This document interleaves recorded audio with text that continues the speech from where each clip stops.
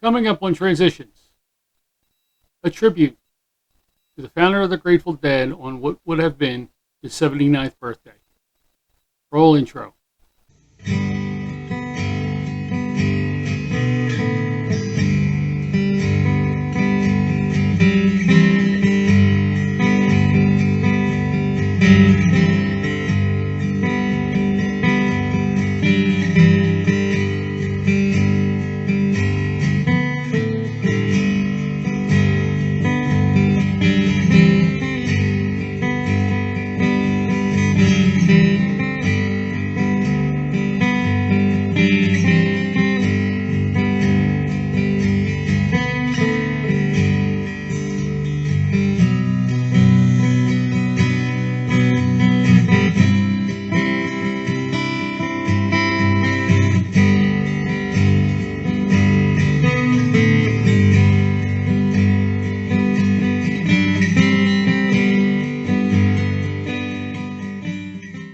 Hello there, Sully here, the retired tanker yanker. Welcome to Transitions. Remember to subscribe to my channel and like and share this video. And a big thank you to all who have recently subscribed. If you're a return visitor, welcome back. If you're here for the first time and have not yet subscribed, it's easy. Just hit that button right down there.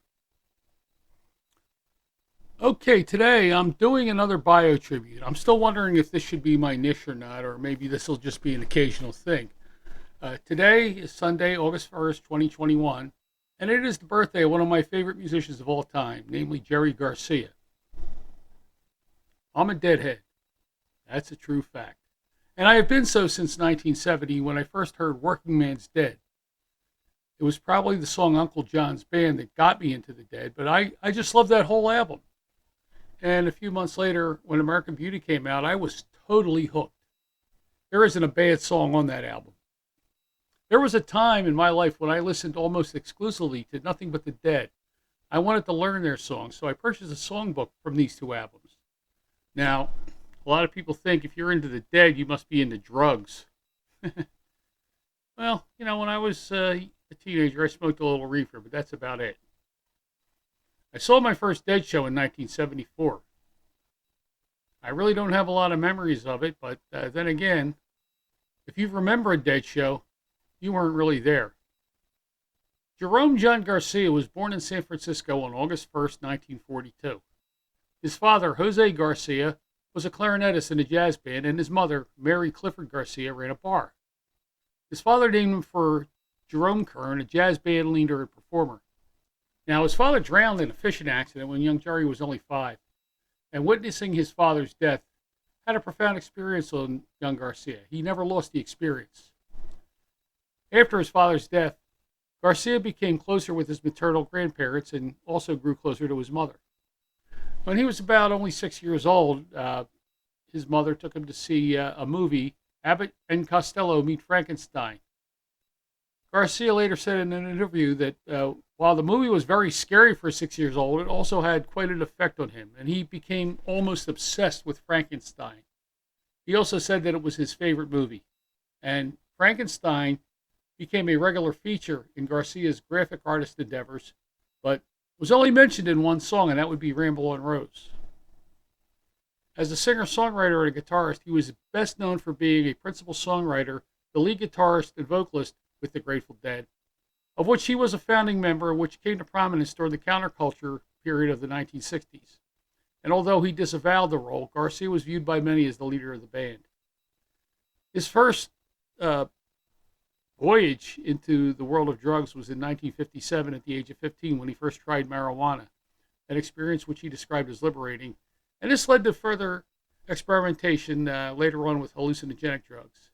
And while later in his life, he began to use cocaine and heroin. In 1960, Garcia stole his mother's car. He was given the option of joining the United States Army in lieu of going to jail. He went to Fort Ord for his basic training, and afterward he was transferred to Fort Winfield Scott in the Presidio of San Francisco. But Garcia spent most of his time in the Army at his leisure, missing roll call and accruing many counts of being AWOL and very often being high on marijuana. As a result, Garcia was given a general discharge on December 14, 1960. After his death in 1995, President Bill Clinton upgraded that discharge to honorable. Now, in February 20th, 1961, Garcia got into a car with some of his friends, Paul Spiegel, a 16-year-old artist and acquaintance of his, Lee Adams, the house manager of the chateau and driver of the car, and Alan Trist, a companion of theirs who later on had a big role in the Grateful Dead. After speeding past the Palo Alto Veterans Hospital, the car encountered a curve and, traveling around 90 miles an hour, collided with the guardrail, sending the car rolling turbulently. Garcia was hurled through the windshield of the car into a nearby field with such force he was literally thrown out of his shoes and later would be unable to recall the ejection. Lee Adams, the driver, and Alan Trist, who was seated in the back, were also thrown from the car, suffering from abdominal injuries and a spine fracture, respectively. Garcia escaped with a broken collarbone, but unfortunately Spiegel, still in the car, was fatally injured. That accident served as an awakening for Garcia, who later commented that that's when his life began.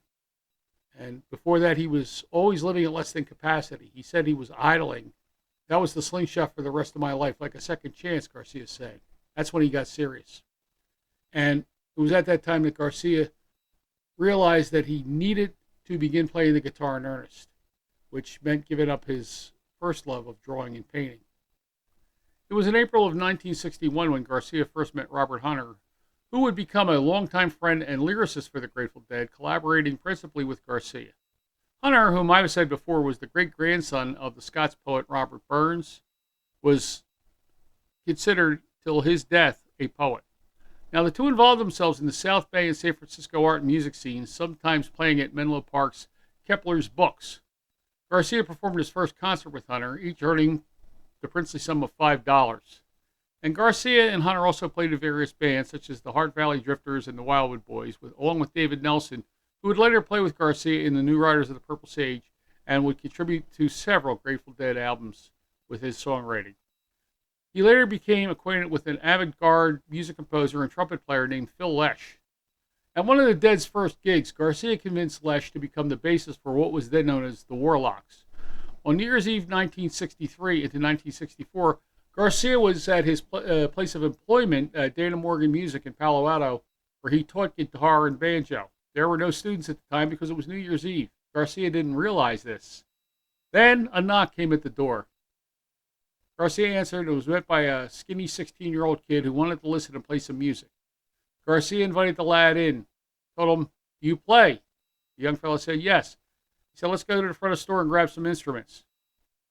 This young 16-year-old skinny kid was named Robert Weir.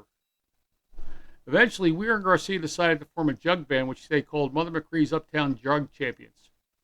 Later, they were joined by a drummer named Billy Kreutzmann and a harmonica player and blues singer named Ron McKernan.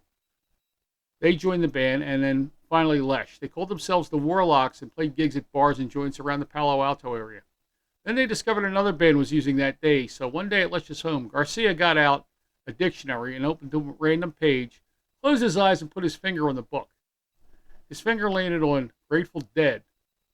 Garcia then said that is what they should call the band. Well, Weir and Lesh hated the name, but that was final.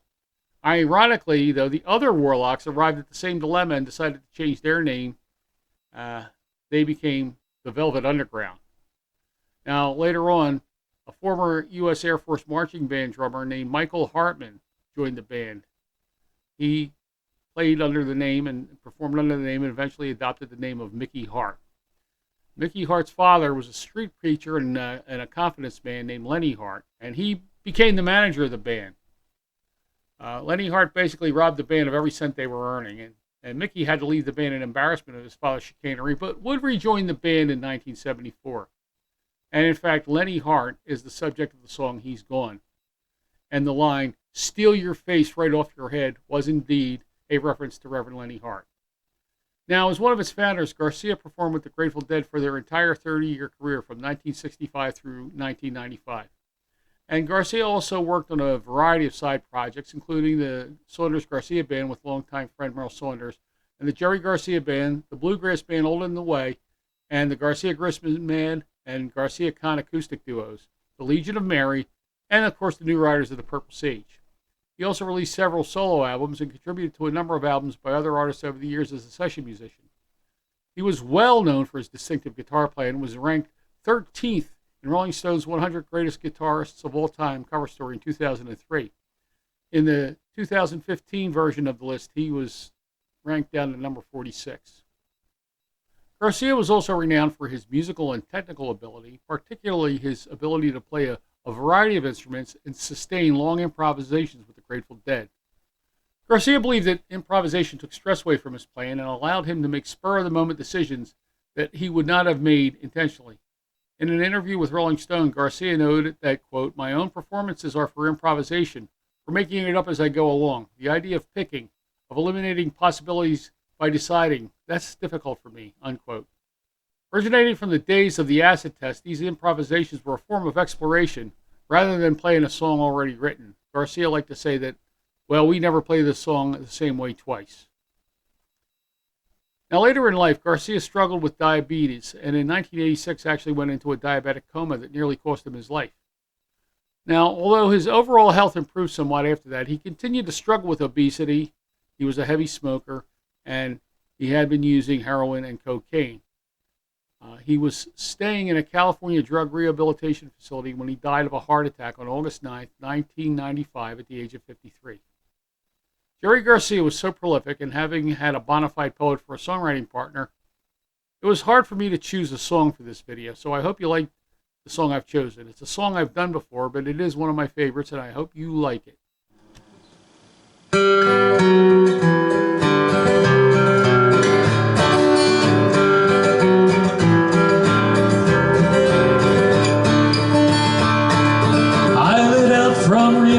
I was trailed by 20 hounds.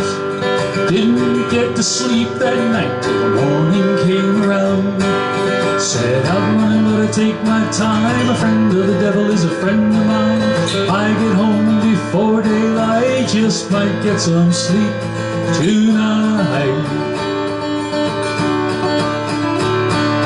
Ran into the devil, baby, loaned me 20 bills. Spent the night in Utah, in a cave up in the hills. Set out running, but I take my time. A friend of the devil is a friend of mine. If I get home before daylight, just might get some sleep tonight. Ran down to the levee, but the devil caught me there. Took my $20 bill and he vanished in the air. Set out running, but I take my time. A friend of the devil is a friend of mine. If I get home before daylight, just might get some sleep tonight. Got 2 reasons why I cry away each lonely night. First one's named Sweet Anne Marie, and she's my heart's delight. Second one is prison baby, sheriff's on the trail. If he catches up with me, I'll spend my life in jail. Oh, got a wife in Chino, baby, and a one in Cherokee. First one says, you got my child, it don't look like me. Said I'm running, but I take my time. A friend of the devil is a friend of mine. I get home before daylight, just might get some sleep tonight.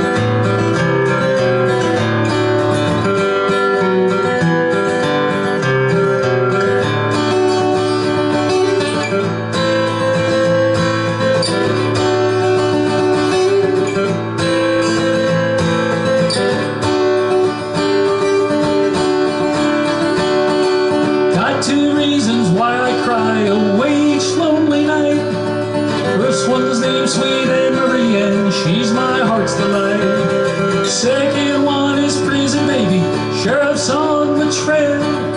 If he catches up with me, I'll spend my life in jail. I got a wife in Chino, baby, and a one in Cherokee. First one says, "You got my child, but he don't look like me." Said, "I'm gonna take my time. A friend of the devil is a friend of mine. If I get home before daylight, just might get some sleep tonight." You can borrow from the devil, you can borrow from a friend. Devil gives you 20, but your friend's got only 10. Said, "I'm gonna take my time. A friend of the devil is a friend of mine. If I get home before daylight, just might get some sleep tonight."